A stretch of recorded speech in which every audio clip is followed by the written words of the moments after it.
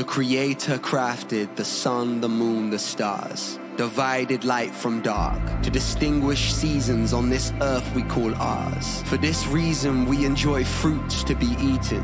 The Maker made it all miraculously mold together in amazing sequence. His mercy doesn't change, it has complete freedom. It reigns and remains throughout every season.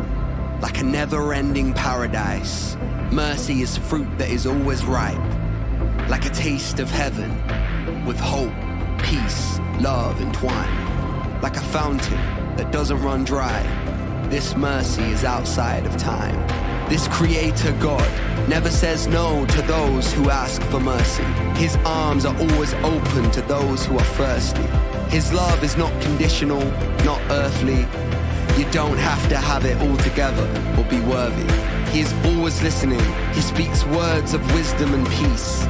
He formed everything from nothing, creates light in those who believe, provides hope for those in pain, forms light where dark reigns.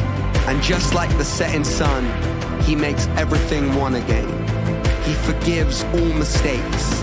He can fill every void and truly brings real joy. Whatever your need, hear the voice of grace. These seasons come and go, but this mercy never fades.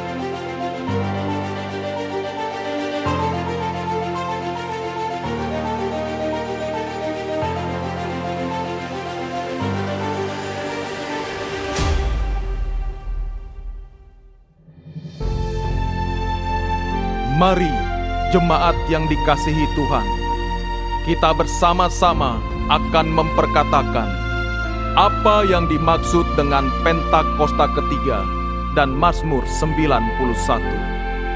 Apa yang dimaksud dengan Pentakosta ketiga?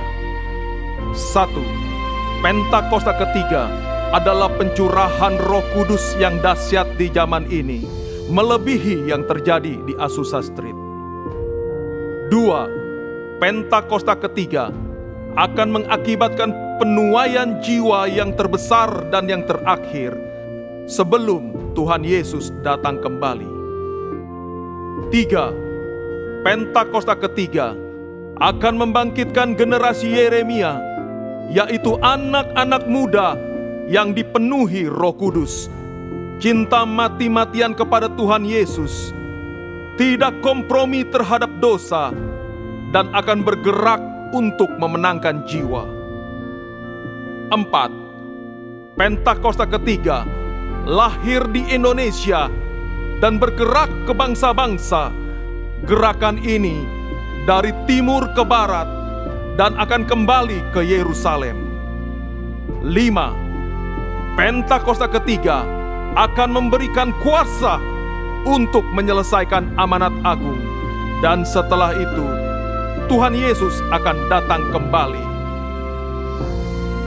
Dan mari bersama kita sepakat dan percaya akan firman Tuhan yang terdapat di dalam Mazmur 91. Dalam lindungan Allah, orang yang duduk dalam lindungan yang maha tinggi dan bermalam dalam naungan yang maha kuasa akan berkata kepada Tuhan, tempat perlindunganku dan kubu pertahananku, Allahku yang ku percayai. Sungguh Dialah yang akan melepaskan engkau dari jerat penangkap burung, dari penyakit sampar yang busuk.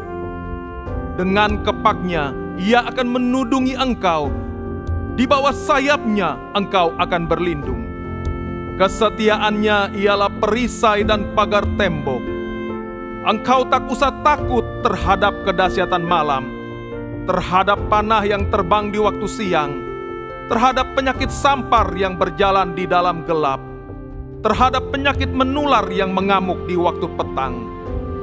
Walau 1000 orang rebah di sisimu dan 10.000 di sebelah kananmu, tetapi itu tidak akan menimpamu. Engkau hanya menontonnya dengan matamu sendiri dan melihat pembalasan terhadap orang-orang fasik. Sebab Tuhan ialah tempat perlindunganmu, yang maha tinggi telah kau buat tempat perteduhanmu. Malapetaka tidak akan menimpa kamu, dan tulah tidak akan mendekat kepada kemahmu. Sebab malaikat-malaikatnya akan diperintahkannya kepadamu untuk menjaga engkau di segala jalanmu. Mereka akan menatang engkau di atas tangannya, supaya kakimu jangan terantuk kepada batu. Singa dan ular tedung akan kau langkahi. Engkau akan menginjak anak singa dan ular naga. Sungguh hatinya melekat kepadaku, maka aku akan meluputkannya. Aku akan membentenginya, sebab ia mengenal namaku. Bila ia berseru kepadaku, aku akan menjawab. Aku akan menyertai dia dalam kesesakan.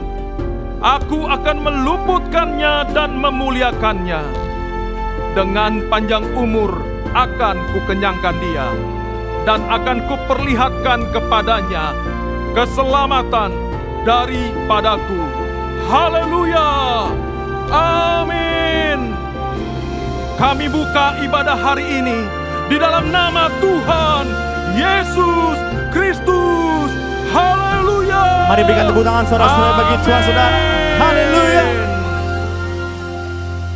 78 tahun Indonesia merdeka saudara. Terus melaju untuk Indonesia maju. Kita percaya saudara, di setiap langkah bangsa Indonesia, di setiap tahunnya bangsa Indonesia merdeka saudara, kita percaya ada Tuhan yang bersama dengan Indonesia. Amin saudara. Kita percaya Indonesia dalam naungannya Tuhan, Indonesia dalam perlindungan Tuhan saudara. Hari ini mari kita sama-sama saudara, sebagai bangsa Indonesia, mari sama-sama kita satukan hati kita. Kita menyembah Allah yang berdaulat atas bangsa Indonesia. Kita menyembah Allah yang memberkati bangsa Indonesia saudara. Mari sama-sama saudara, kita angkat tangan kita pada Tuhan. Tuhan, kami angkat tangan kami, tanda kami memberkati bangsa Indonesia Tuhan. Damailah Indonesiaku, damailah Indonesiaku Tuhan. Kami sebagai anak-anak-Mu Tuhan, kami berdiri bagi bangsa Indonesia Tuhan. Kami berkatakan biar ada shalom bagi Indonesia. Kemuliaan Tuhan turun bagi bangsa Indonesia Tuhan. Terima kasih Tuhan, di tempat ini kami sama-sama Tuhan. Kami siap menyembah Engkau, Allah yang Maha Kudus, Allah yang bertata setiap bangsa kami Tuhan. Terima kasih, di dalam nama Tuhan Yesus sama-sama kita katakan amin. Berikan tepuk tangan sorak-sorai bagi Tuhan yang dahsyat saudara.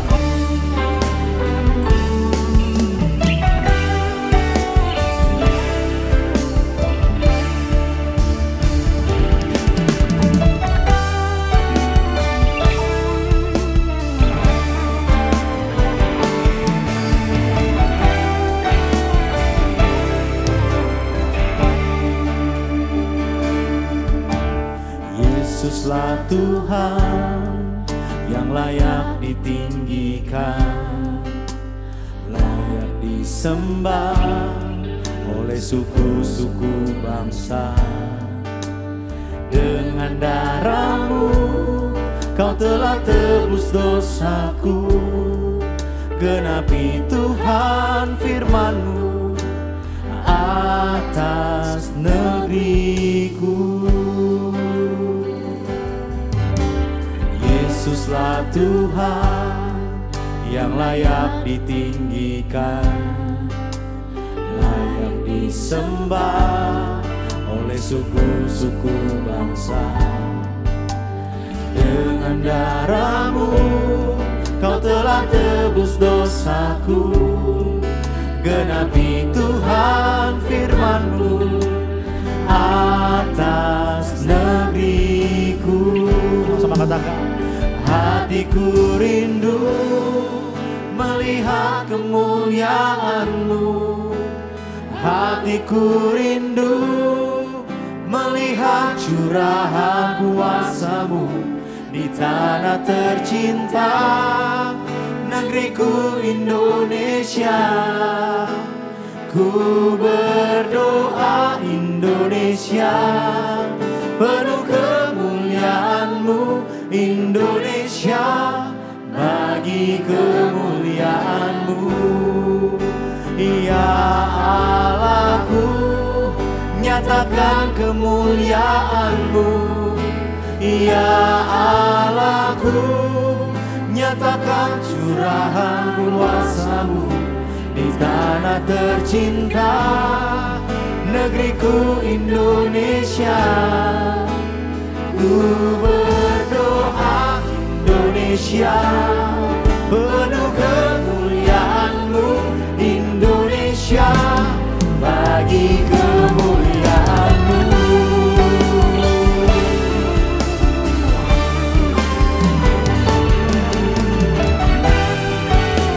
Indonesia, bagi kemuliaan-Mu Tuhan. Mari bersama-sama nyatakan, Yesuslah Tuhan yang layak ditinggikan, layak disembah oleh suku-suku bangsa. Dengan darah-Mu Kau telah tebus dosaku, genapi Tuhan firman-Mu atas negeri. Mari bersama-sama bagi bangsa katakan saudara, hatiku rindu melihat kemuliaan-Mu, hatiku rindu melihat curahan kuasa-Mu di tanah tercinta, negeriku Indonesia.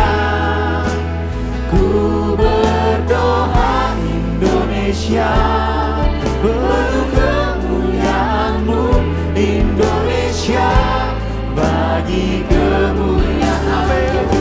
Nyatakan, ya Allahku, nyatakan kemuliaan-Mu. Ya Allahku, nyatakan curahan kuasa-Mu di tanah tercinta, negeriku Indonesia. Ku berdoa Indonesia, penuh kemuliaan-Mu Indonesia, bagi kemuliaan-Mu. Mari sama-sama katakan, hatiku rindu tuh, hatiku rindu, katakan, melihat, hatiku rindu. Ini setiap kerinduan kami bagi bangsa kami tuh.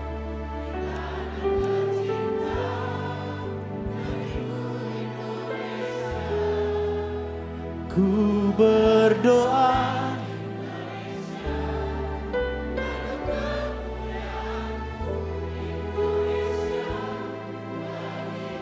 panggil dia saudara, katakan, ya Allahku Tuhan. Ya Allahku, nyatakan kemuliaan-Mu. Ya Allahku, nyatakan curahan kuasa-Mu negeriku Indonesia.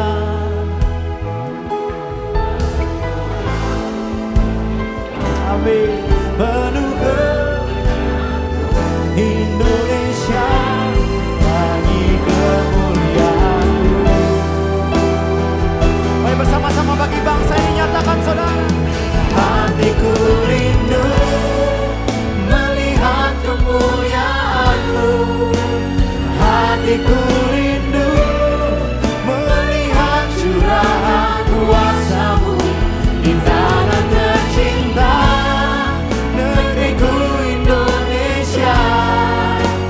Ku berdoa Indonesia, penuh kemuliaan-Mu Indonesia.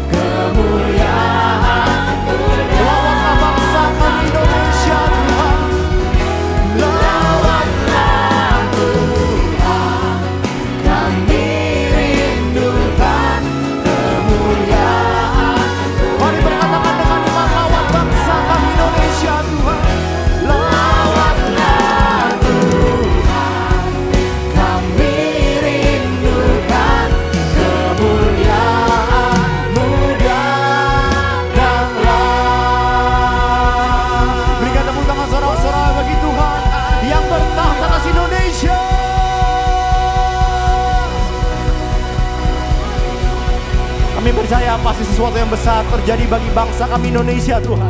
Di tempat ini kami siap bersorak-sorai bagi nama-Mu Tuhan. Satu alasan kami kalau kami bersorak-sorai, itu semua karena Engkau bersama dengan kami di tempat ini Tuhan. Terima kasih Tuhan, kami siap bersorak-sorai. Yang siap bersorak-sorai sama-sama kita katakan. Amin.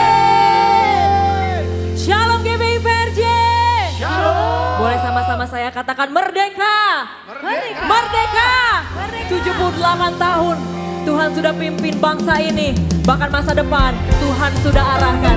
Dan kita percaya nubuatan yang baik atas bangsa ini terjadi. Amin. Yang siap memuji Tuhan katakan amin. Amin. Haleluya. Tepuk tangan yang baik bagi Allah kita. Hey. Tuhan curahkan roh-Mu atas manusia di bumi. Biar anak-anak-Mu menyampaikan nubuatan, beri mimpi dan penglihatan, nyatakan isi hati-Mu. Biar iman kami bangkit, surga nyatakan kedatangan hari-Mu. Dan ada kebangkitan yang besar, dan ada pemulihan di negeri kami. Dan ada kebangkitan yang besar, yang berseru kepada Yesus diselamatkan. Sambil mengangkat tangan sama-sama.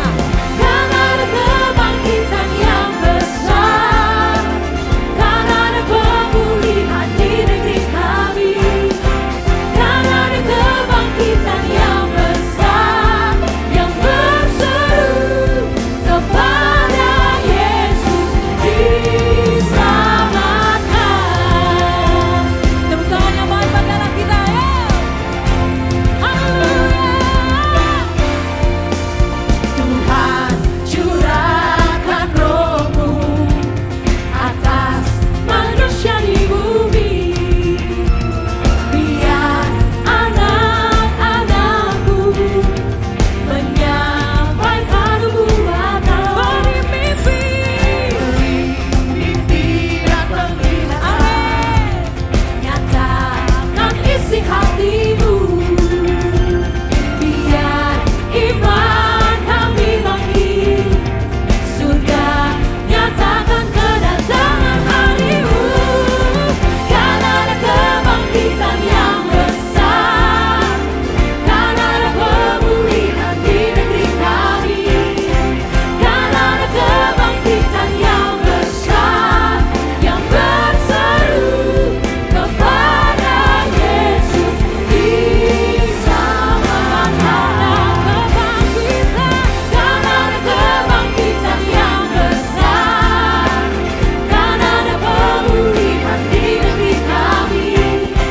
Kan ada kebangkitan yang besar, yang berseru kepada Yesus diselamatkan. Keselamatan daripada Tuhan sampai ke bangsa Indonesia, di mana orang tua akan bermimpi, anak-anak muda akan bernubuat. Yang setuju katakan amin.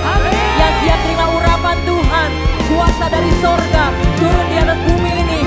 Bangsa Indonesia penuh dengan kemuliaan Tuhan. Yang setuju katakan amin. GBI PRJ, you're better than this. Come on. Kan ada kebangkitan yang besar. Amin, amin. Berseru.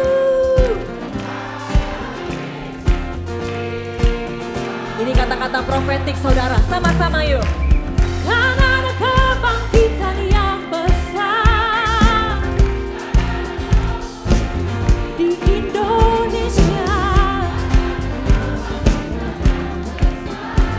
yang berseru kepada Yesus diselamatkan. Kan ada kebangkitan yang besar, kan ada pemulihan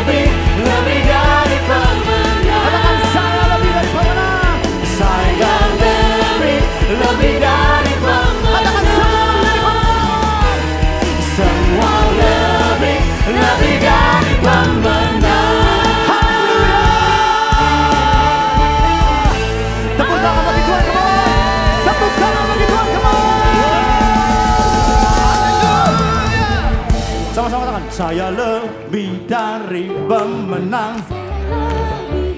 Katakan saya, come on. Saya lebih dari pemenang.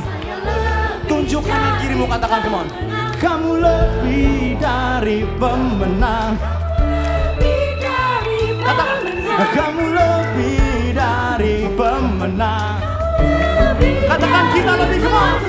Kita lebih dari pemenang. Kita lebih dari pemenang. Kita lebih dari pemenang. Kita Terakhir sama katakan, semua lebih, come on.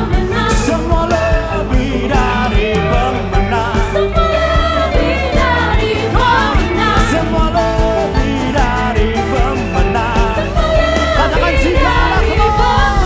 Jika Allah di pihak kita, Siapa dapat melawan? tidak ada. Kita lebih Siapa yang dari ada? Siapa yang ada? pemenang. 1, 2, 3, 4. Haleluya. Kibarkanlah panjinya, Yesus Raja segala raja. Haleluya. Bangkitlah gerejanya, kita lebih dari pemenang.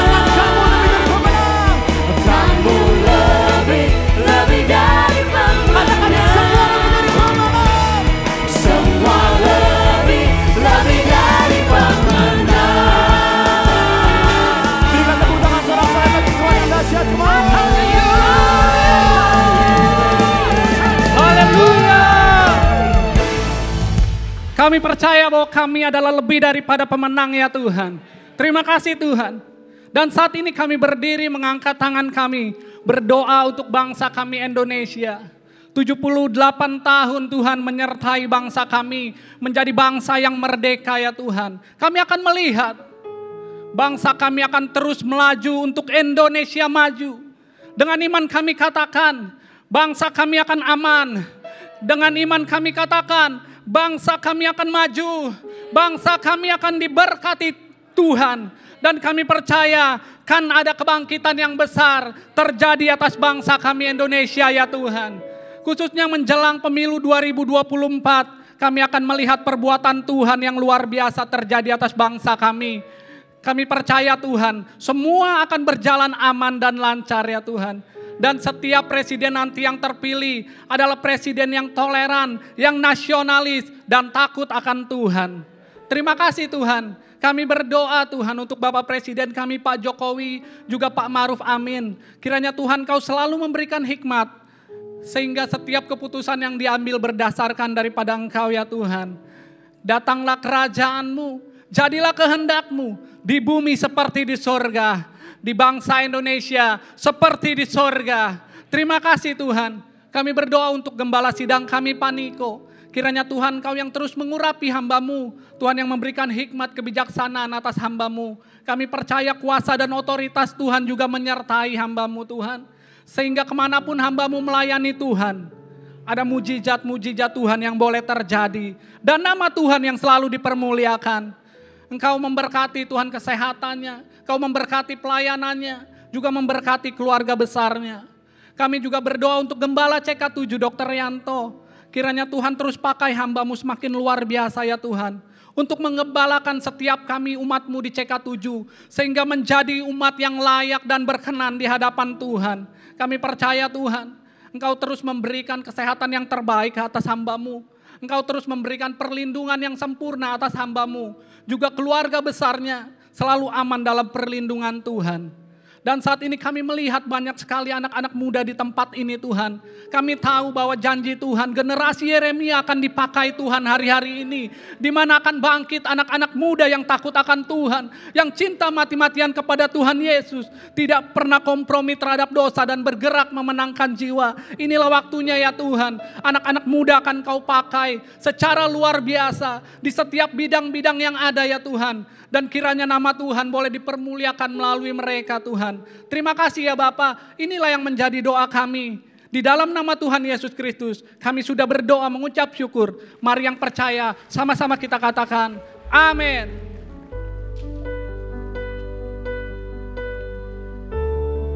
Hati kami terbuka untuk menerima kebenaran firman-Mu ya Tuhan.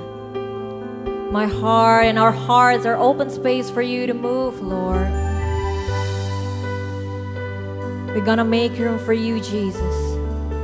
Do whatever you wanna do. Sama-sama kita belajar pujian ini. Here is where I lay it down, every burden, every crown. This is my surrender. This is my surrender. Here is where I lay it down, every lie and every doubt. This is my surrender. And I will make room for you to do whatever you want to do whatever you want to. And I will make room for you, yes, Jesus, to do whatever you want to do whatever you want to, Lord.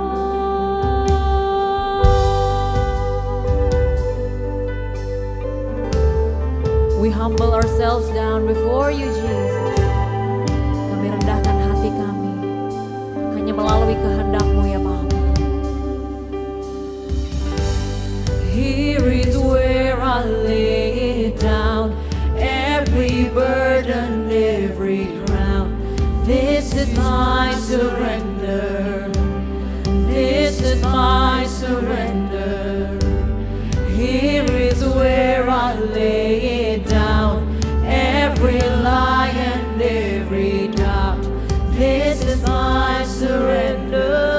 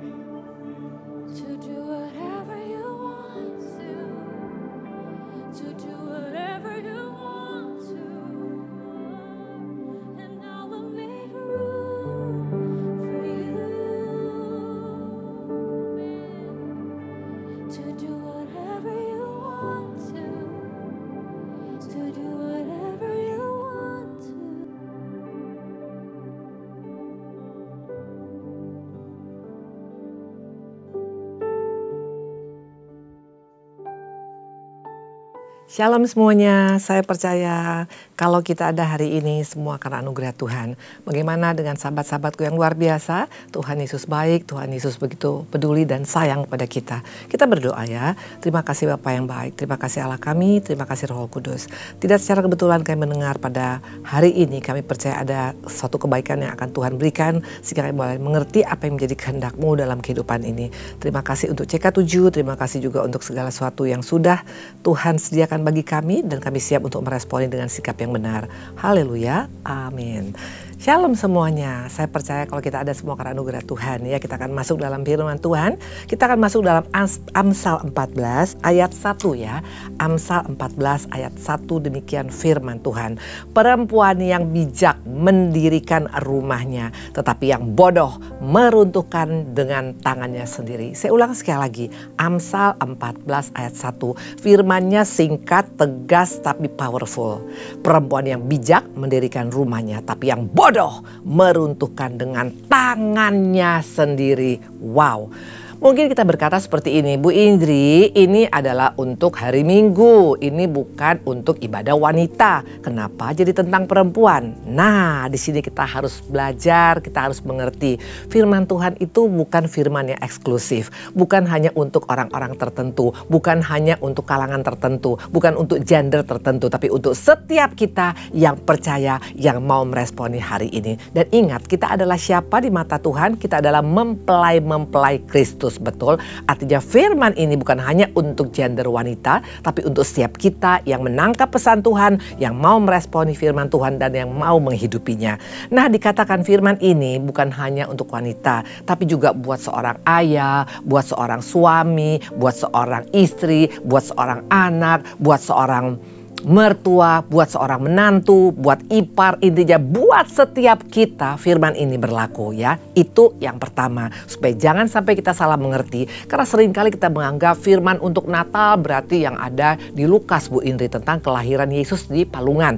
Seringkali kita mengkotak-kotakan firman, padahal firman itu adalah satu hal yang luar biasa. Dia berlaku dengan setiap musim kehidupan, tidak tergantung situasi, tidak tergantung keadaan, tidak tergantung musim, tapi firman Tuhan itu berlaku untuk segala musim, betul? Yang pertama tadi adalah firman Tuhan untuk setiap kita. Yang kedua dikatakan ada kata kunci, dikatakan membangun dan meruntuhkan. Hanya ada dua gendangnya, dikatakan untuk engkau punya keluarga yang bahagia, untuk engkau punya rumah tangga yang berbahagia, untuk engkau punya pernikahan yang berbahagia. Kuncinya hanya dua, mau membangun atau meruntuhkan. Waktu engkau mau membangun, produknya pasti kita akan happy, akan bahagia, akan penuh dengan damai sejahtera. Yang satu lagi meruntuhkan, pasti produknya tidak bahagia dan tidak ada damai sejahtera. Hanya ini gendangnya. Pertanyaan, mau yang mana kita, betul? Karena kuncinya itu bukan ada lagi pada orang lain, tapi pada diri kita sendiri. Kenapa dikatakan seperti itu? Karena dikatakan tadi membangun atau meruntuhkan dengan tangannya sendiri.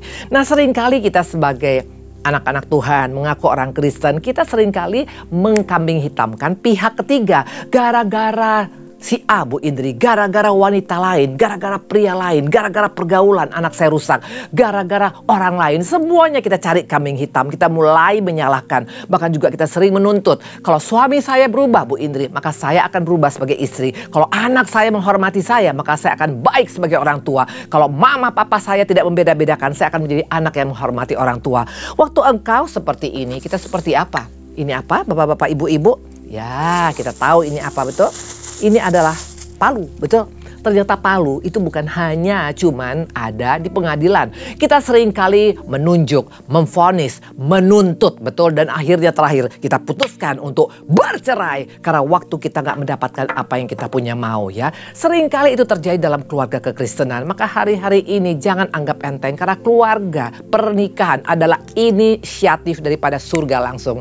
Dikatakan waktu Allah melihat seorang Adam seorang diri, dia katakan tidak baik manusia seorang diri. Baiklah kita berikan padanya penolong yang sepadan dengan dia. Artinya satu keluarga, satu pernikahan itu adalah satu initiate daripada surga langsung. Maka hari-hari ini mari daripada kita hanya mengecek bagaimana hartaku, bagaimana posisiku, bagaimana jabatanku, bagaimana pelayananku. Hari ini kita mau cek bagaimana semua keluarga kita di mata Tuhan. Betul, karena waktu engkau punya keluarga bahagia dari Yerusalem, maka engkau dan saya akan menjadi berkat di Yudea, Samaria, sampai ke ujung bumi.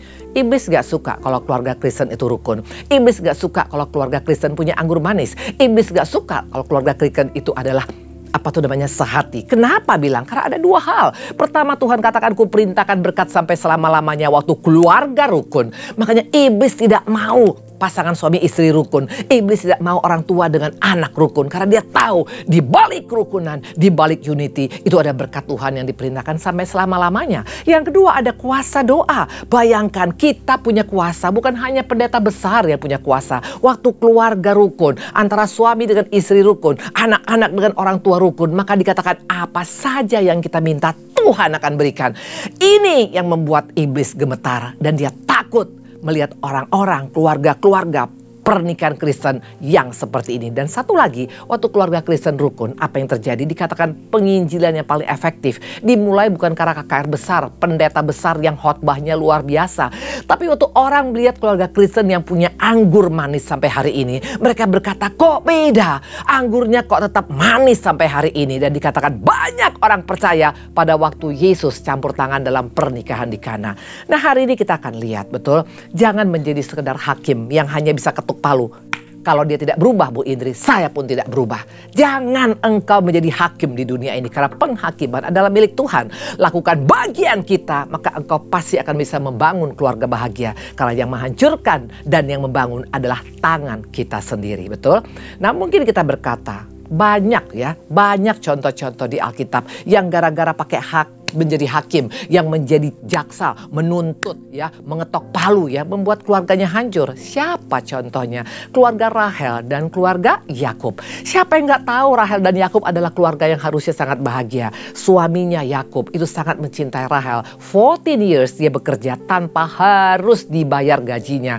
Dan Rahel adalah wanita yang paling cantik, Artinya keluarga yang seharusnya bahagia. Dan bukan hanya itu, dari segi ekonomi mapan abis, karena Yakub adalah anak daripada Ishak. Ishak adalah anak daripada Abraham. Yakub adalah cucu daripada orang yang sangat amat diberkati. Pertanyaan, apakah mereka keluarga bahagia? No. Kalau kita lihat bagaimana anak daripada Rahel yang bernama Yusuf sampai dijolimin oleh abang-abangnya sendiri, yaitu anak daripada Lea, anak daripada budak. Betul. Ini tidak main-main. Kenapa bisa? Waktu seorang Rahel hanya bisa menuntut, dia katakan kepada suaminya, kalau aku tidak punya anak, lebih baik saya mati. Hati-hati dengan palu. Palu ini bukan dipakai untuk dalam rumah tangga kita. Palu ini cukup ada di pengadilan. Karena waktu engkau pakai palu dalam rumah tanggamu, tidak akan pernah engkau bisa membangun keluarga yang berbahagia. Itu adalah siapa? Rahel, betul? Mungkin kita berkata, kebetulan Rahel, Bu Indri. Siapa bilang kalau kita tahu bagaimana ceritanya? Keluarga Lot. Lot kurang apa? Keponakan Abraham. Kaya raya luar biasa. Bahkan dikatakan Lot sampai tidak bisa bersama-sama tinggal dengan Abraham. Karena mereka sangat amat kaya. Tapi lihat keluarganya. Terakhir tinggal di gua. Bahkan dikatakan istri jadi tiang garam. Bahkan dikatakan juga anak dan bapak bersetubuh. Ini incest yang pertama kali ada dalam dunia ini. Jadi incest itu bukan baru sekarang, tapi ternyata sudah ada dalam keluarga Lot. Keluarga yang harusnya bahagia, tapi tidak mengalami kebahagiaan. Makanya ini pesan Tuhan pada setiap kita, supaya di tempat ini jangan kita bangga hanya karena engkau punya ini. Apa ini? Apa ini? Sertifikat, betul. Mungkin kau berkata, Ibu Indri, keluarga saya pasti aman. Saya banyak sertifikat rumah, sertifikat pabrik, sertifikat ini dan itu. Nggak ada yang salah dengan engkau punya banyak harta. Tapi apakah gara-gara harta sebanyak ini, sertifikat yang banyak membuat engkau pasti bahagia? Tadi kita lihat Lot kurang apa kekayaannya? Tidak bahagia. Abraham kurang apa kekayaannya? Tapi kita lihat sendiri, bahkan juga dikatakan tadi, Yakub dan Rahel kurang apa dia punya semua tapi tidak bahagia. Atau mungkin engkau tidak punya sertifikat banyak tapi engkau punya banyak deposit, betul? Seperti apa ini? Dolar yang sangat banyak, betul? Maafkan saya, sebenarnya uang mainan, Nah, tapi seringkali kita pikir dengan uang kita yang banyak, deposit kita yang banyak yang ada di seluruh dunia, di Swiss atau mungkin di tempat-tempat yang tidak bisa diakses oleh siapapun, pasti anak saya, keturunan saya, ketiga, keempat pasti aman, Bu Indri. Tidak jadi jaminan. Atau mungkin engkau punya banyak seperti ini. Ini apa? Ya, ini banyak perhiasan, betul. Mungkin berlianmu sampai 10 karat. Atau mungkin kau punya emas bertimbun-timbun. Tidak jadi jaminan juga. Tadi saya sudah sampaikan, Lot kurang apa dia pilihin semua. Tapi tidak menjamin keluarganya bahagia. Termasuk juga Yakub dan Rahel, betul. Nah, hari-hari ini bagaimana dengan kita, betul? Karena kalau engkau dan saya berharap bahwa dengan apa yang kita miliki, kita bisa menjamin keturunan kita. Tidak jadi jaminan. Keturunan daripada Lot. Apa yang terjadi? Dikatakan anaknya dengan anaknya perempuan, akhirnya mereka punya anak Bani Amon dan Bani Moab. Dan ini adalah bangsa-bangsa terkutuk. Boro-boro bisa memberikan yang terbaik bagi keturunan. Yang ada keturunan ada tinggal dalam kutuk. Jadi hati-hati waktu engkau membangun keluargamu, engkau dan saya pasti akan punya damai sejahtera, bahagia dan buat sejarah dalam kehidupan ini. Tapi waktu engkau dan saya merusak kita punya keluarga dengan tangan kita sendiri tanpa disadari, kita menjadi nightmare bagi keturunan kita, betul? Nah, dikatakan di sini, ya contoh anak juga yang keluarga yang menghancurkan anaknya sendiri ada, ya. Mana buktinya? Buka 1 Samuel 20 ayat 30. Tidak jadi jaminan waktu orang tua menghancurkan anaknya. Bukan engkau menghancurkan karena engkau bunuh dengan pisau, tapi dengan kata-kata kita juga bisa menghancurkan masa depan anak-anak kita. 1 Samuel 20 ayat 30. Lalu bangkitlah amarah Saul kepada Yonatan. Katanya, Saul ini punya anak namanya Yonatan, betul? Katanya padanya, anak sundal yang kurang ajar. Bukankah aku tahu bahwa engkau telah memilih pihak anak Isai dan itu noda bagi kau sendiri dan bagi perut ibumu. Bayangkan, harusnya Saul itu sebagai raja, penggantinya pasti Yonatan, betul? Kita tahu raja itu adalah dynasty, betul? Dari bapaknya ke anaknya ke cucunya, seperti kita lihat kerajaan Inggris. Nah, harusnya Yonatan kan menjadi pengganti Saul. Tapi kenapa tidak menjadi Yonatan menjadi raja? Karena Yonatan sudah mati rasa. Dia sudah karakternya dibunuh. Dari mana dibunuh? Dari papa yang kata-kata yang sangat kasar. Waktu dia berkata anak sundal, anak kurang ajar, tanpa disadari dia menghancurkan masa depan anaknya. Akhirnya Yonatan lahir dengan pribadi yang kurang percaya diri, yang tidak punya percaya diri, yang punya yang minder, yang tidak percaya diri. Kenapa bisa? Bukan karena dia kurang ganteng, bukan karena dia kurang kaya, bukan karena dia kurang pintar, tapi karena papanya, karena Saul selalu kata-katanya menyakiti. Nah, ini yang membuat makanya kenapa anak kita hancur. Hati-hati, dengan tangan kita bisa membangun keluarga, tapi dengan tangan juga kita bisa menghancurkan keluarga kita. Nah, kita akan belajar hari ini, betul? Kita akan belajar hari ini. Kalau begitu Bu Indri, apa yang harus kita lakukan? Karena ingat, dalam hidup ini ada selalu 3 peran. Yang pertama adalah peran Tuhan mau memberkati kita, betul? Dan kedua adalah peran kita meresponi apa kata Tuhan. Tapi yang ketiga adalah peran si jahat yang mau menghancurkan supaya kehidupan keluarga kita tidak bahagia. Mana buktinya? Buka Yohanes 10 ayat 10. 1 ayat tapi ada 3 peranan di sana. Pencuri datang hanya untuk mencuri dan membunuh dan membinasakan. Aku datang, kata Yesus, supaya mereka mempunyai hidup dan mempunyai dalam segala kelimpahan. Tinggal tergantung respon kita mau yang mana. Mau yang membangun, pasti kita akan punya hidup yang penuh dengan kelimpahan. Atau menghancurkan, pasti hidup kita akan binasa. Makanya hanya ada 2 gendangnya, betul? Nah, kita akan lihat. Kalau gitu apa Bu Indri yang harus kita lakukan? Bangun! Hanya itu kata kunci, kita harus mau membangun. Ada kata SM, saling membangun. Karena nggak bisa kita bertepuk tangan hanya dengan seperti ini, betul? Kalau saya bertepuk tangan dengan hanya tangan kanan atau hanya tangan kiri, tidak akan terjadi tepukan, betul? Tapi kapan terjadi tepukan? Kapan terjadi damai sejahtera? Kapan terjadi happy? Kapan terjadi penuh sorak-sorai? Waktu saya dengan tangan kanan dan tangan kiri saling menepuk, maka terjadi suara yang bergemuruh, betul? Nah, ini yang Tuhan inginkan dengan kata saling membangun. Yang pertama, apa yang mau kita bangun? Yang pertama, bangun komunikasi. Bangun komunikasi yang sehat dalam pernikahan kita, dalam rumah tangga kita. Karena kalau ada membangun komunikasi yang sehat, tapi juga ada membangun komunikasi yang sakit. Nah, hari-hari ini komunikasi yang bagaimana yang engkau bangun, betul? Karena sering kali kita berkata, saya bangun komunikasi kok Bu Indri. Tapi komunikasi yang mana dulu? Nah, iblis itu bukan iblis namanya kalau sampai dia tidak menawarkan, ya. Nah, apa ini? Coba kita lihat. Betul? Ini adalah seperti tawaran daripada si jahat. Kesannya Kotak yang bagus pasti juga menarik isinya. Tapi belum tentu ini bisa membangun keluarga kita. Mana buktinya? Mari kita lihat. Apa isi dalam kotak yang bagus ini? Waktu engkau berkata engkau bangun komunikasi, tapi engkau selalu memakai kaca pembesar ini untuk memperbesar masalah. Harusnya kalau membangun komunikasi yang sehat, masalah besar dikecilkan, masalah kecil dihilangkan. Tapi yang ada kita perbesar masalah, ya. Sering kali tanpa disadari kita suka ungkit-ungkit masalah yang sudah lampau. Saya masih ingat waktu itu, waktu saya belum bertobat, ya. Nah, apa yang terjadi? Suami saya pernah melakukan kesalahan. Satu saat saya pergi di Bandung dengan saya naik mobil dengan suami, dan ternyata kebetulan ada billboard di sana. Billboard itu adalah billboard pramugari yang cantik dari Qatar Airways kalau nggak salah. Nah, apa yang terjadi? Kebetulan wajah pramugari itu seperti wajah mantan pacar suami saya dulu, ya. Waktu dia mungkin punya teman yang intim, betul. Nah, akhirnya saya bilang apa? Kamu itu kan pacar kamu yang dulu waktu kamu selingkuh. Akhirnya ribut besar. Pertanyaan, apakah itu membangun komunikasi yang baik? No. Dan akhirnya rugi sendiri, betul. Nah, tanpa disadari kita seringkali seperti itu. Kita pakai kaca pembesar bukan untuk memperbesar kasih kebaikan Tuhan, tapi untuk memperbesar masalah yang sudah sebenarnya tidak ada lagi. Nah, atau mungkin tidak pakai kaca pembesar, tapi kita masih suka pakai kaca spion, betul? Kaca spion ini bicara tentang masa lalu yang di belakang. Segala sesuatu yang di belakang nggak perlu lagi diangkat seperti yang tadi saya lakukan. Saya ingat tentang pacarnya yang 20 tahun yang lalu. Para suami saya sudah baik sekarang, tapi kembali iblis itu suka ungkit-ungkit. Padahal apa kata Yesus? Dosamu semerah kermiji pun menjadi putih seperti salju. Bahkan dikatakan aku buang semua ke tubir laut. Bagaimana kita bisa berkata kita mau jadi mempelai Kristus kalau kita masih suka ungkit-ungkit kesalahan pasangan kita, kesalahan anak kita, kesalahan orang tua kita? Itu bukan membangun komunikasi yang sehat. Atau satu lagi adalah apa? Suka pakai kalkulator, betul?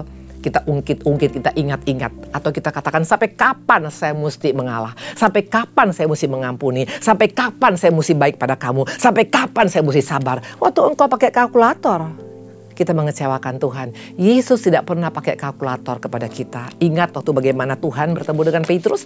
Tuhan gak bilang, Petrus kalau gua ingat kesalahanmu, no. Dia katakan, Petrus, apakah engkau mengasihi aku? 3 kali Yesus mengatakan hal yang sama. Padahal Petrus baru saja menyangkal Tuhan 3 kali dalam waktu gak sampai 24 jam. Hari-hari ini bagaimana? Tawaran mana yang engkau terima? Tawaran si iblis yang dengan kotak yang menarik? Tapi hati-hati, itu bukan membangun komunikasi yang sehat. Tanpa disadari kita meruntuhkan rumah tangga kita sendiri. Nah, harusnya bagaimana Ibu Indri? Ya, nah memang ini tidak menarik, ya. Sepertinya kotaknya tidak menarik. Tapi kalau engkau tangkap pesan Tuhan hari ini bicara tentang apa? Waktu engkau berkomunikasi, waktu pasanganmu lagi emosi, belajar untuk diam daripada engkau membalas emosi dengan emosi. Akan terjadi tegangan listrik yang tinggi. Coba belajar seperti memakai ini. Apa ini? Ya. Kita pakai headset. Kalau kita sering mendengar lagu saja pakai headset bisa tenang dan diam. Kenapa kita tidak bisa tenang dan diam waktu kita menghadapi pasangan atau anak yang emosi atau orang tua yang lagi marah kepada kita? Banyak diam, berdoa. Di sana engkau akan melihat komunikasi yang sehat pasti bisa akan terbangun. Karena orang yang emosi kalau tidak ditanggapi juga dengan emosi, pasti lama-lama akan turun emosinya, betul? Nah, iblis gak suka kita seperti itu. Dia mau kita suami kita atau istri kita emosi atau anak kita atau orang tua emosi, kita juga balas dengan emosi. Akhirnya yang ada apa? Komunikasi yang rusak yang kita bangun. Nah, ini yang pertama tentang membangun komunikasi. Bagaimana dengan komunikasi kita akhir-akhir ini, ya?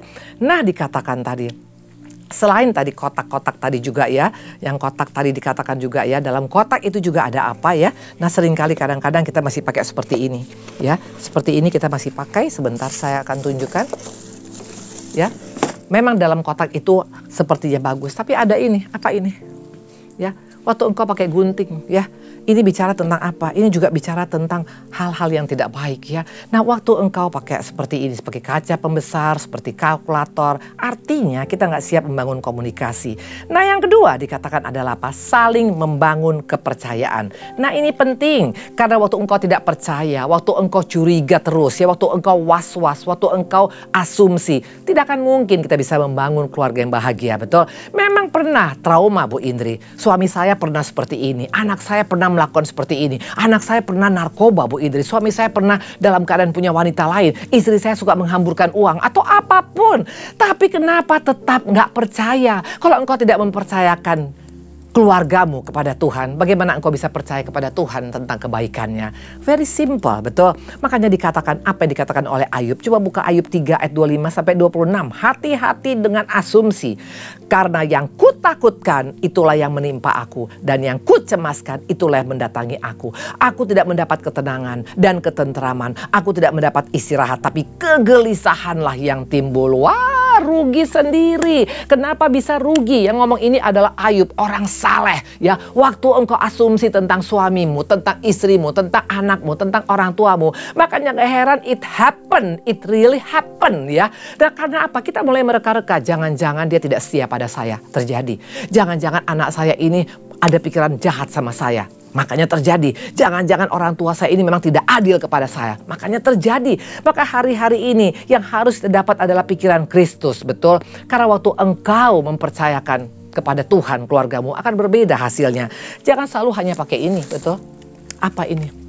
Ya, seringkali kita hanya pakai teropong, betul? Kita curiga, betul? Suami mau pergi, kita curiga kemana dia, ya? Makanya nggak heran banyak keluarga-keluarga yang menjadi sakit hanya gara-gara asumsi, hanya gara-gara mereka, hanya gara-gara mencari-cari kesalahan, betul? Atau kenapa makanya engkau mereka-reka? Karena ini, apa ini?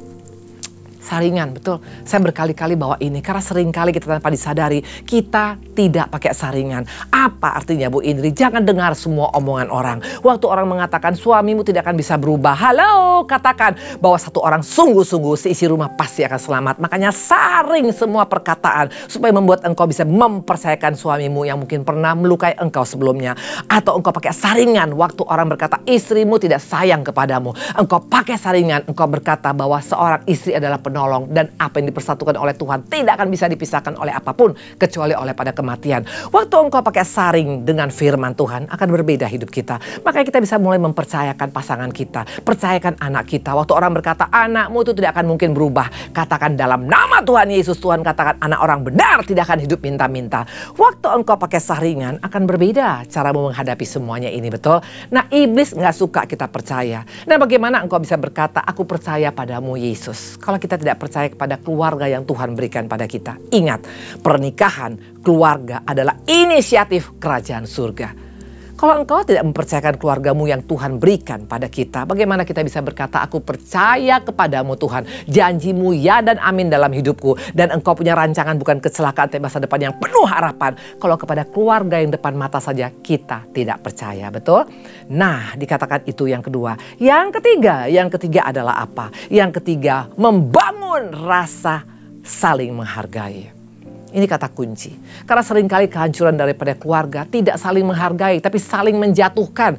Ingat bagaimana kehancuran daripada keluarga Daud dan Mikhail. Padahal Mikhail adalah anak daripada Raja Saul. Udah pasti dia punya segala-galanya. Dan Daud adalah menantu Raja Saul. Harusnya keluarga ini sangat berbahagia, betul. Tapi perhatikan apa yang terjadi. Waktu Daud pulang daripada Obed-Edom membawa tabut perjanjian.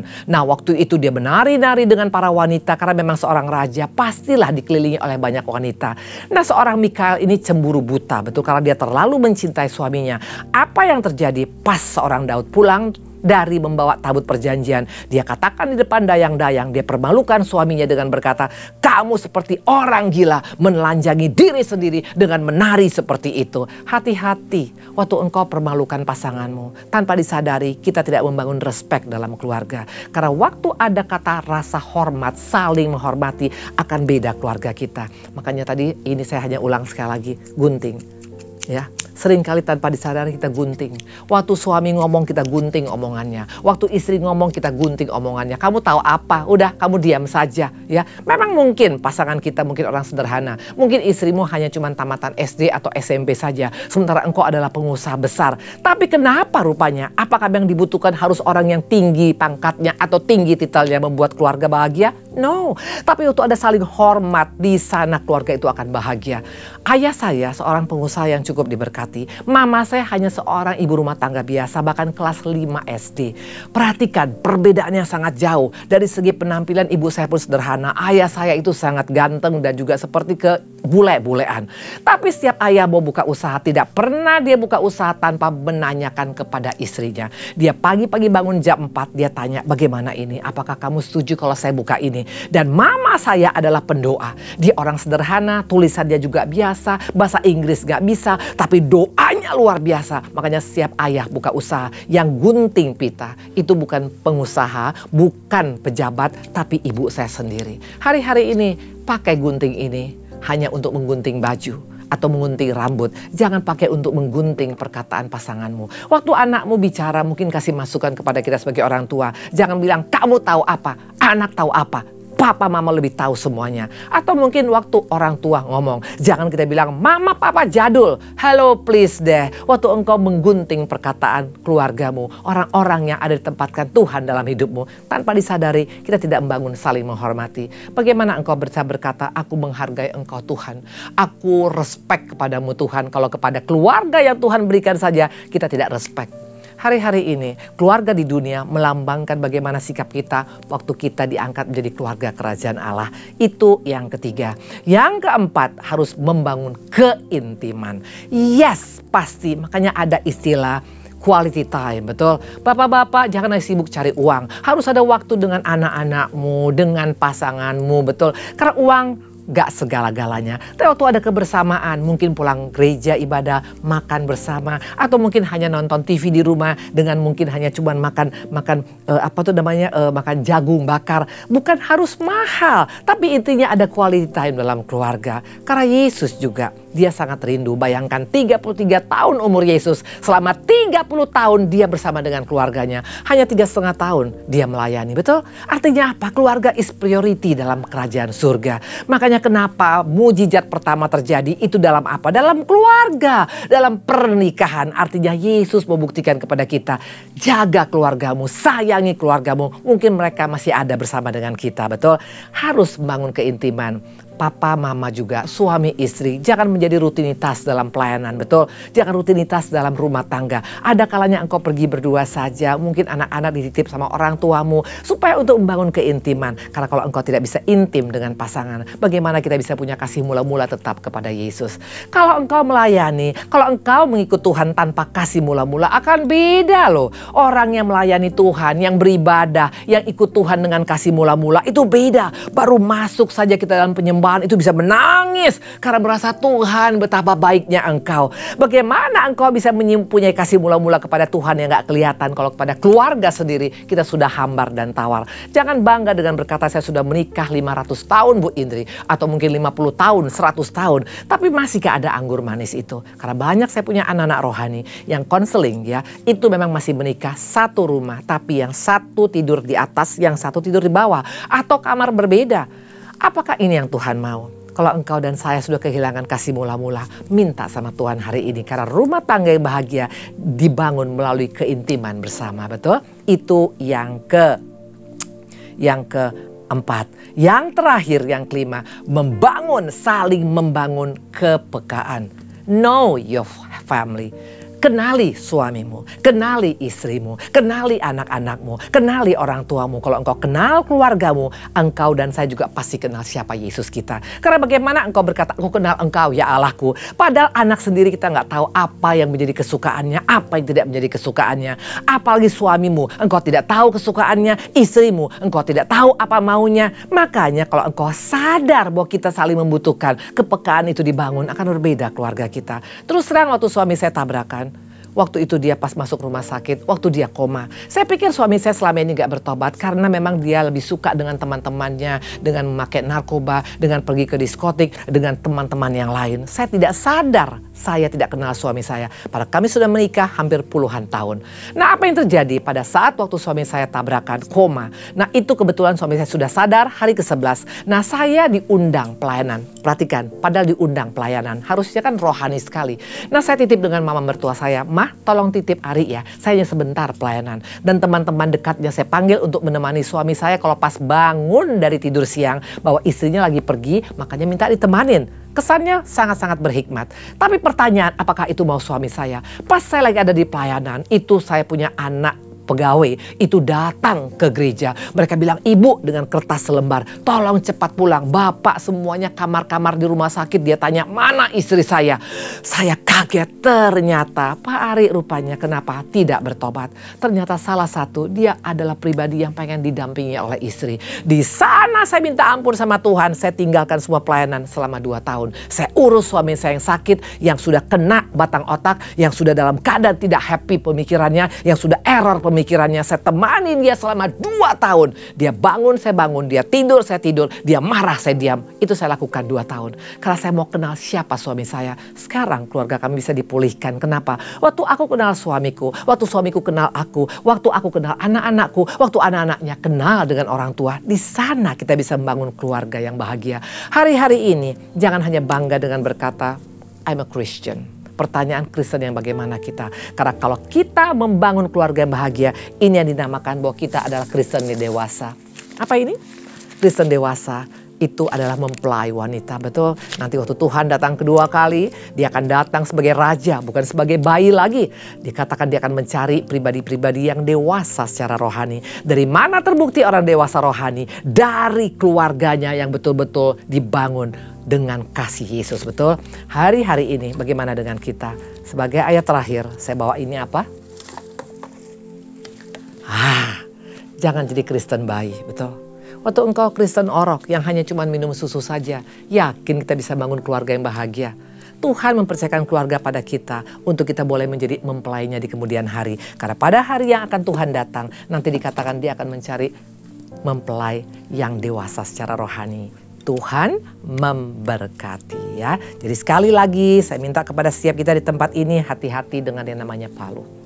Ini hanya cukup dipakai di pengadilan. Jangan cepat-cepat menuntut. Tuntut. Kalau suami saya berubah Bu Indri, saya baru berubah. Kalau istri saya berubah Bu Indri, baru saya berubah. Kalau anak saya berubah Bu Indri, baru saya jadi mama atau papa yang baik. Nggak akan begitu. Caranya kerajaan surga itu bukan dengan menuntut, bukan dengan memvonis, bukan dengan menghakimi, bukan dengan keputusan yang tidak baik. Tapi dengan kasih Yesus engkau bisa membangun. Hati-hati, Amsal tadi mengatakan seorang pribadi yang bijak, dia membangun keluarganya dengan tangannya sendiri. Sebaliknya, seorang yang bodoh, dia menghancurkan dengan tangannya sendiri. Bagaimana dengan kita? Karena saya percaya keluarga diberikan oleh Tuhan bukan secara kebetulan. Ingat, itu adalah inisiatif daripada kerajaan surga ya. Jadi sekali lagi hari-hari ini mari. Jangan pernah kita katakan saya sudah Kristen puluhan tahun. Bukan masalah lamanya menjadi Kristen. Tapi sudahkah engkau dan saya menjadi pribadi yang dewasa secara rohani. Karena nanti waktu Tuhan datang, Tuhan gak melihat hanya sekedar pohon yang besar. Tapi pohon yang sudah menghasilkan buah. Kapan pohon itu menghasilkan buah? Waktu dia sudah matang. Waktu dia sudah besar, waktu dia sudah dewasa, baru akan keluar buah-buah pertobatan dari hidupnya. Dari mana ketahuan buah pertobatannya? Melalui keluarganya. Tuhan memberkati. Kita berdoa ya. Terima kasih Tuhan Yesus yang baik. Terima kasih Allah kami, terima kasih Roh Kudus. Bapa, ampuni kami kalau mungkin selama ini kami menyia-nyiakan keluarga yang sudah Tuhan berikan. Padahal keluarga, pernikahan adalah inisiatif daripadamu Tuhan. Kami mau mengambil keputusan hari ini. Kami tidak mau menjadi Kristen, anak-anak Kristen bayi yang hanya menuntut, yang hanya cuman menangis, hanya cuman mau ini dan itu. Tapi harusnya kami menjadi Kristen yang dewasa, seperti mempelai yang boleh saling. Ada kata saling membangun komunikasi yang baik. Ada kata saling membangun kepercayaan. Saling juga membangun komunikasi yang baik Tuhan. Dan juga saling membangun juga Tuhan Yesus yang baik untuk juga hal-hal yang lain. Karena kami percaya waktu kami membangun kepekaan, kami membangun keintiman, kami juga membangun respect, kami juga membangun kepercayaan dan juga membangun komunikasi yang baik. Di sana keluarga kami akan dibangun dengan luar biasa. Terima kasih Allah kami, terima kasih Yesus, terima kasih Roh Kudus. Firman ini kami tangkap sebagai pesan Tuhan pada setiap kami dan akan kami hidupi melalui kehidupan keluarga kami. Dalam namamu kami mengucap syukur, berkati untuk teman-teman, sahabat-sahabat yang mendengar pada hari ini. Biarlah firman itu bekerja dalam hati kami, Roh Kudus mampukan kami. Dengan kekuatan kami tidak akan mungkin kami bisa, tapi dengan kasih yang daripada Allah datangnya, kami pasti masih bisa membangun keluarga yang berbahagia. Dalam namamu kami mengucap syukur. Haleluya. Amin. Tuhan Yesus memberkati.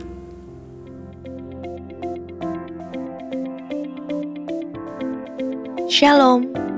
Gembala dan seluruh pengerja CK7 serta jemaat Tuhan mengucapkan terima kasih kepada Evangelis Indri Pardede yang telah memberkati kita semua melalui penyampaian pesan firman Tuhan pada hari ini. Tuhan Yesus memberkati ibu dan keluarga berlimpah-limpah. Amin. Berikut kami sampaikan beberapa pengumuman. Ibadah minggu via live streaming hari Minggu tanggal 3 September 2023 pukul 7, 9, 11.30, 14, dan 16.30 waktu Indonesia Barat akan dilayani oleh Pastor Kevin Low dari Malaysia. Ibadah tayang ulang atau rerun yang dilakukan secara onsite untuk ibadah Mandarin Service, 2 PM yang Professional and Couple Service, serta King's Kids ibadah anak berkebutuhan khusus di channel YouTube GBI PRJ CK7. Untuk persembahan umum atau kolekte, perpuluhan jemaat, ucapan syukur dan lain-lain dapat dilakukan melalui e-banking, mobile banking, ATM maupun online di website rekening persembahan CK7. BCA Cabang Tamrin dengan nomor akun 206-333-8222 atas nama GBI PRJ. Ibadah onsite Minggu tanggal 3 September 2023 diadakan di GBI PRJ pukul 7 waktu Indonesia Barat, dilayani oleh Evangelis Tian Setiawati Bekom. Pukul 9 dan 11.30 waktu Indonesia Barat dilayani oleh Pendeta Johan Lumoindong. Pukul 16.30 waktu Indonesia Barat akan dilayani oleh Dr. Cici Nugraha. GBI Intercon pukul 7, 9, 11, dan 16.30 waktu Indonesia Barat dilayani oleh Pendeta Robertus Purwadi SSPD. GBI Am Sutramol pukul 9, 11, 13, 15, dan 17 waktu Indonesia Barat dilayani oleh Pendeta Dr. Markus Simangjuntak MTH. GBI PRJ Pluit pukul 9, 11, dan 13 waktu Indonesia Barat dilayani oleh Pendeta Rora Mentanujaya MSc. GBI PRJ Mandarin pukul 9 waktu Indonesia Barat dilayani oleh Pendeta Elim Jonathan. GBI HCR pukul 8 waktu Indonesia Barat dilayani oleh Pendeta Dr. Antosim Kuptriam di PhD. Pukul 10 waktu Indonesia Barat dilayani oleh Evangelis Tian Setiawati Bekom. GBI San Moritz pukul 9, 11, dan 13 waktu Indonesia Barat dilayani oleh Pastor Randy Junaidi BSC. Pukul 15 dan 17 waktu Indonesia Barat dilayani oleh Pendeta Johan Lumoindong. Ibadah raya onsite di atas disertai juga dengan ibadah pemuda dan anak secara onsite.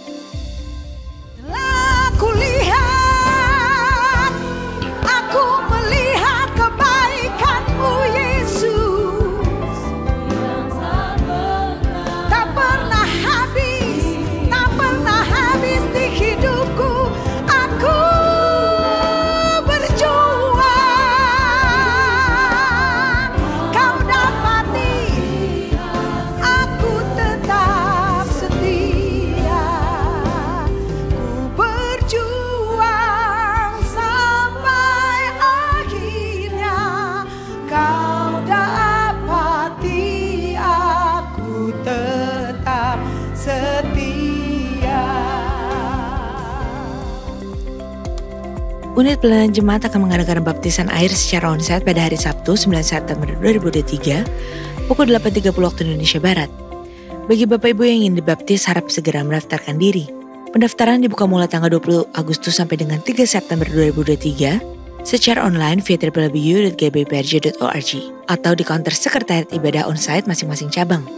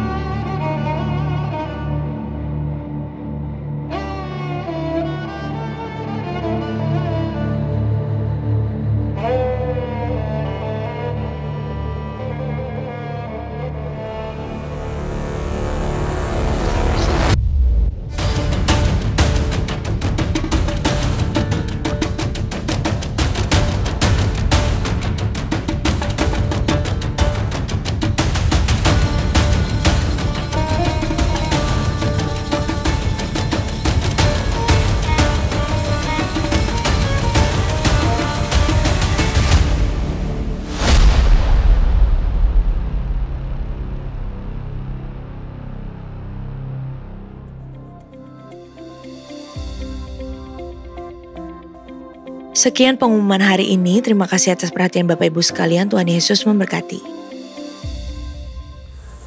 Terimalah berkat yang berlimpah-limpah dari Allah Bapa, kasih karunia di dalam anaknya yang tunggal, Yesus Kristus, persekutuan yang manis dengan Roh Kudus menyertai kita mulai saat ini, sampai Tuhan Yesus datang kembali untuk kedua kalinya, menjemput kita di awan-awan yang permai, bahkan untuk selama-lamanya. Semua yang hadir dan percaya katakan, amin. Tuhan memberkati saudara-saudara sekalian, and God bless you all. Shalom semuanya.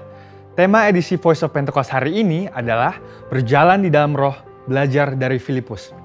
Kita akan melihat contoh dan ciri-ciri orang yang hidup di dalam roh dari kehidupan Filipus yang mengalami pertumbuhan rohani oleh karena ketaatan dan kesetiaannya dalam mengikuti firman serta tuntunan Roh Kudus. Ciri pertama orang yang hidup di dalam roh adalah mereka penuh dengan hikmat. Filipus adalah salah seorang diaken yang diangkat untuk pelayanan meja. Salah satu syarat yang dibutuhkan untuk posisi tersebut adalah kepenuhan Roh Kudus, yang artinya Filipus hidup dalam kepenuhan roh pada saat itu. Hal ini penting bagi orang percaya karena orang yang dipenuhi Roh Kudus akan menjadi orang yang efektif dalam pelayanan sesuai dengan kebutuhan yang ada. Ketika hikmat diperlukan, maka Roh Kudus akan mengaruniakan. Ketika keberanian diperlukan, hal itu pun akan disediakan. Ketika kuasa kesembuhan atau mengusir roh jahat diperlukan, maka kuasa itu juga akan dinyatakan. Ketika kita penuh dengan hikmat, Roh Kudus akan menuntun dan membimbing kita sehingga apapun yang kita perbuat akan dibuatnya berhasil dan sesuai dengan rencananya. Ciri kedua orang yang hidup di dalam roh adalah mereka memberitakan Injil dengan kuasa. Setelah Stefanus dirajam oleh orang-orang di Yerusalem, aniaya yang lebih luas mulai terjadi di kalangan murid-murid Tuhan Yesus. Dan banyak dari mereka yang melarikan diri keluar Yerusalem, termasuk Filipus. Kisah Para Rasul 8 ayat 5 menceritakan bagaimana Filipus pergi ke suatu kota di Samaria untuk memberitakan Injil di sana. Saya percaya karena Filipus bergaul karib dengan Tuhan, dia terus merasakan dorongan dari Roh Kudus untuk memberitakan keselamatan bagi orang lain di setiap kesempatan yang ada.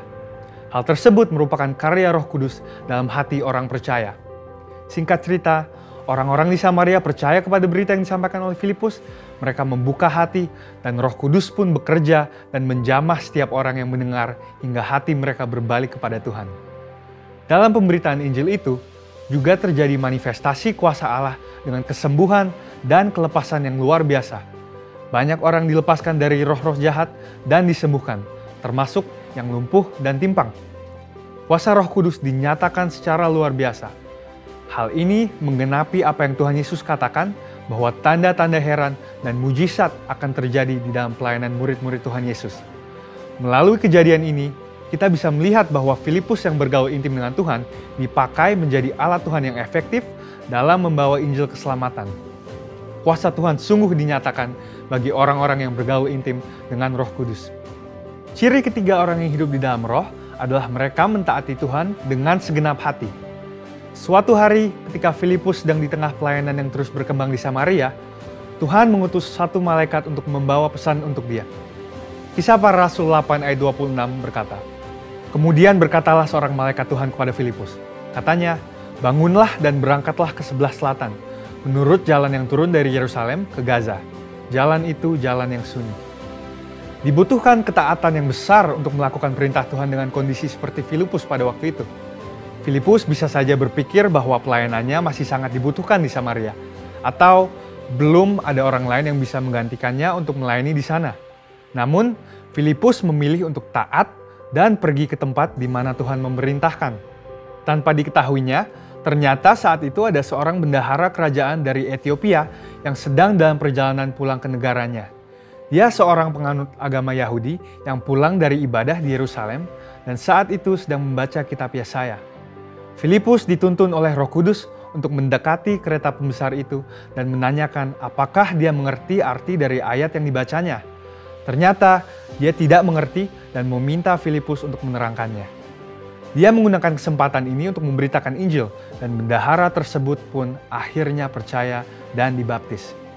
Ini adalah contoh bahwa seringkali Roh Kudus akan mendorong kita untuk melakukan hal-hal yang mungkin tidak bisa kita mengerti. Dan dalam situasi seperti ini, yang dibutuhkan dari kita hanyalah ketaatan. Dan pada waktunya, Tuhanlah yang akan menyatakan rencananya kepada kita, seperti dalam contoh kehidupan Filipus. Ciri keempat orang yang hidup di dalam roh adalah mereka membimbing keluarganya di dalam Tuhan. Bertahun-tahun kemudian, Rasul Paulus pergi untuk mengunjungi Filipus yang saat itu tinggal di Kaisarea. Kisah Para Rasul 21 ayat 8-9 menyebutkan bahwa dia mempunyai 4 anak yang mempunyai karunia untuk bernubuat. Mungkinkah kehidupan rohani dari anak-anak Filipus yang demikian timbul dari hubungan yang jauh dari Roh Kudus? Hal itu tidak mungkin. Anak-anak Filipus hidup intim dengan Tuhan dan mereka bertumbuh dalam kerohanian yang luar biasa. Mereka bertumbuh dalam aspek-aspek kerohanian yang lain seperti mengasihi Tuhan, hidup dalam kekudusan, dan pelayanan bagi gereja Tuhan dari bimbingan ayahnya yang hidup bergaul dengan Tuhan. Kesimpulannya adalah bahwa iman kita tidak akan berkembang dengan sehat jika kita tidak mengandalkan firman Tuhan dan Roh Kudus. Sebab kehidupan yang intim dengan Tuhan harus dibangun secara intensional dan harus disertai dengan disiplin rohani dan hati yang lembut sehingga orang lain pun bisa merasakan dampak dari kuasa Roh Kudus melalui kehidupan kita. Saudara, untuk penjelasan lebih lengkapnya dari tim teologi kami, jangan lupa buka link yang ada di atas atau scan QR Code yang tersedia. Tuhan Yesus memberkati.